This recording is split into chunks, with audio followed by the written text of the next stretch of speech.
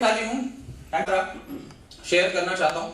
हो सकता है कुछ को बोरियत भरी लगे और कुछ को वो अच्छी लगे, फिर भी मैं आपको सुनाने की कोशिश करूंगा।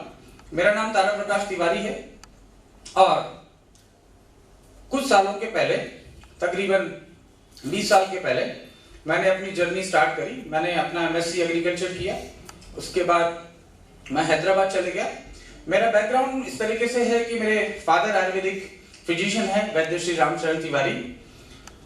उनका आयुर्वेद के प्रति पैशन जो है, उनके ब्लड में आयुर्वेद है। वो आयुर्वेद को जीते हैं, आयुर्वेद को महसूस करते हैं और लोगों को आयुर्वेद के लाभ पहुंचाते हैं। हमने बचपन से देखा है, जब हम लोग 5वीं 6ठी क्लास में थे, जब से हमें समझ आई, तब से हम देखते थे कि हमारे फादर के पास बहुत दूर दूर से, जैसे आज सेमिनार के लिए मुझे पता चला कि कोई 100 किलोमीटर 150 किलोमीटर दूर से अपनी गाड़ियां लेके आए हैं, उसी तरीके से मेरे फादर के पास आज भी और उस समय भी 200-300 किलोमीटर दूर से लोग गाड़ियां लेके आते थे।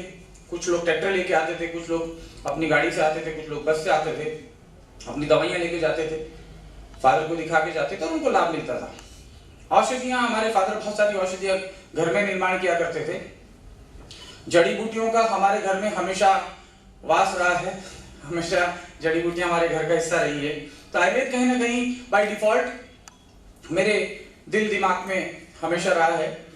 उसके बाद मैं सिंस मेरी रुचि पेड़ पौधों में रही है, प्लांट्स के प्रति मेरी रुचि रही हमेशा से, और BSc और MSc कंप्लीट करने के बाद मैं हैदराबाद चले गया। जैसे आम युवा की तरह सभी लोग, मेरे हिसाब से हर इंसान अपनी लाइफ के अंदर हमेशा कुछ ना कुछ सोचता है कि मैं कुछ बेटर करूं, राइट। हम हमेशा सोचते हैं कि लाइफ के अंदर हम बेटर करें, लेकिन क्या करें नहीं समझ में आता है। मेरी भी इच्छा थी कि जिंदगी में कुछ बड़ा करूं, कुछ बेहतर करूं, लेकिन ये समझ नहीं था कि मैं क्या करूं। और उस समय तक मेरी सोच यहां तक सिमित कि मैं अपनी लाइफ के लिए कुछ बेटर करूं, राइट।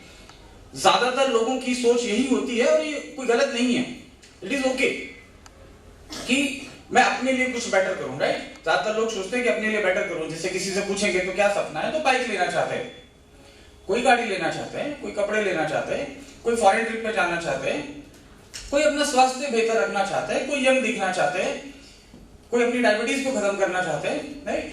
तो ये एक सामान्य परिस्थिति है, इसमें कोई अबनॉर्मल नहीं है। लेकिन अब इस जो जर्नी के दौरान मैंने सीखा, बाद में अभी मैं डिस्कस करूंगा, मैं कुछ ऐसे लोगों से मिला जिन्होंने मुझे इंस्पायर किया, प्रेरित किया।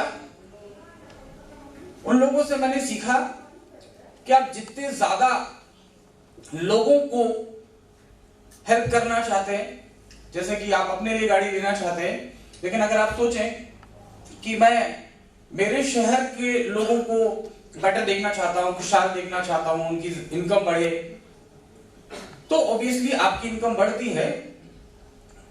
इस तरीके से आपका विजन अगर ऐसा बड़ा होता जाता है, आपका सर्कल बड़ा होता जाता है कि आप जितने ज्यादा लोगों तक पहुंचे और जितने ज्यादा लोगों की हेल्प कर सकें, इन रिटर्न आप भी इस प्रोसेस में कहीं ना कहीं आगे बढ़ते हैं।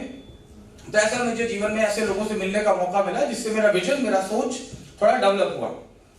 हैदराबाद जाने के बाद मैंने post graduate diploma in plant protection, पेड़ पौधों का रक्षा व स्वास्थ्य, क्योंकि हर इंसान की जिंदगी जो भी इस पृथ्वी के ऊपर मौजूद है, इंसान है, जानवर है, हर किसी की जिंदगी पेड़ पौधों पे निर्भर है। मानते हैं इस बात को? क्योंकि हम जो भी कुछ खाते हैं वो पेड़ पौधों को ही खाते हैं, चाहे वेजिटेरियन है चाहे नॉन वेजिटेरियन है, क्योंकि अल्टीमेटली चाहे नॉन वेजिटेरियन भी है तो किसी न किसी प्लांट को ही किसी ने खाया होगा, राइट। तो पेड़ पौधों का जो स्वास्थ्य है, इंसान के स्वास्थ्य को बहुत ज्यादा प्रभावित करता है। अगर जो वनस्पति, जो पेड़ पौधे, जो वृक्ष है, उनका स्वास्थ्य बेहतर नहीं होगा, यानी कि उनमें बीमारियां होगी, उनमें वो गुण नहीं होंगे जो होने चाहिए।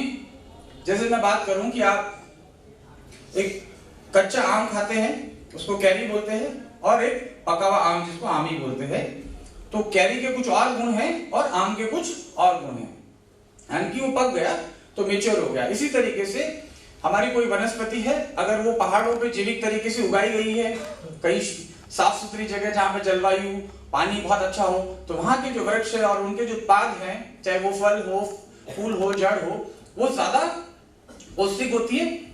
ये तो सब लोग समझते हैं, छोटी सी बात है, राइट। तो इस तरीके से पेड़ पौधों का स्वास्थ्य हमारे इंसान के स्वास्थ्य को प्रभावित करता है। ये सब चीजों को मुझे जानने का मौका मिला, मेरी नॉलेज धीरे धीरे बढ़ी।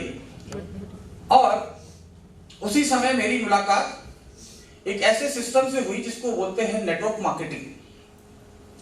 लोगों का अलग अलग तरीके से इसका इंटरप्रिटेशन होता है, लोग अलग अलग तरीके से समझते हैं। मुझे नहीं मालूम आप में से कितने लोग नेटवर्क मार्केटिंग के बारे में जानते हैं, लेकिन उस समय मेरी सोच नेटवर्क मार्केटिंग के बारे में कुछ भी नहीं थी, पॉजिटिव या नेगेटिव, बिकॉज मैंने सुना नहीं था। I was not aware about this system called network marketing।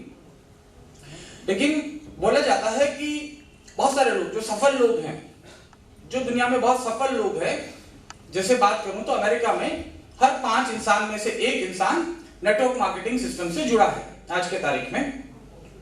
और मेरी नॉलेज के मुताबिक दुनिया का सबसे सक्सेसफुल सफल देश या रिच जिसको बोल सकते हैं, तो वो देश आज अमेरिका है। हम सबको अच्छा लगे या बुरा लगे, लेकिन मानना तो पड़ेगा क्योंकि ये सच्चाई है।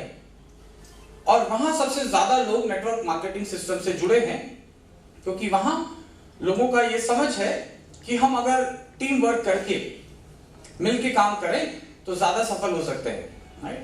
साथ ही साथ उन लोगों का ये भी कहना है कि बहुत सारा पैसा अनावश्यक रूप से अननेसेसरी हम एडवर्टाइजमेंट पे खर्चा करते हैं।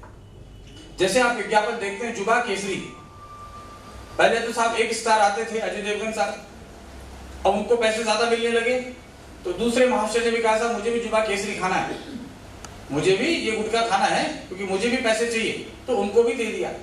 अब उनसे प्रेरणा लेके, क्योंकि जो स्टार से लोग इन्फ्लुएंस होते हैं तो उनसे प्रेरणा लेके जो नहीं खाते थे वो लोग भी खाने लगेंगे, क्योंकि वो सोचते हैं कि ऐसे जुबा केसरी हो जाती है, ऐसे ऐसे होने लगता है, जैसे अजय देवगन के साथ हो रहा है, ऐसे शाहरुख खान के साथ हो रहा है, वैसा हमारे साथ भी होने लगेगा।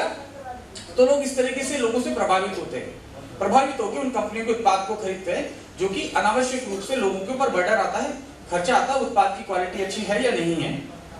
लेकिन नेटवर्क सिस्टम में क्या होता है कि लोग स्वयं किसी उत्पाद को या सर्विस को इस्तेमाल करते हैं और फिर उसके महत्व के बारे में, उसके बेनिफिट के बारे में लोगों को बताते हैं।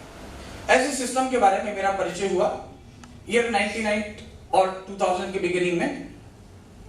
वो इस तरीके से परिचित हुआ कि एक बैच मेरे कोर्ट पे देख रहे होंगे आप, इस तरीके का बैच किसी ने लगा रखा था। वो व्यक्ति इलेक्ट्रिशियन था और वो मेरे घर में कुछ इलेक्ट्रिकल फिटिंग करने आया था।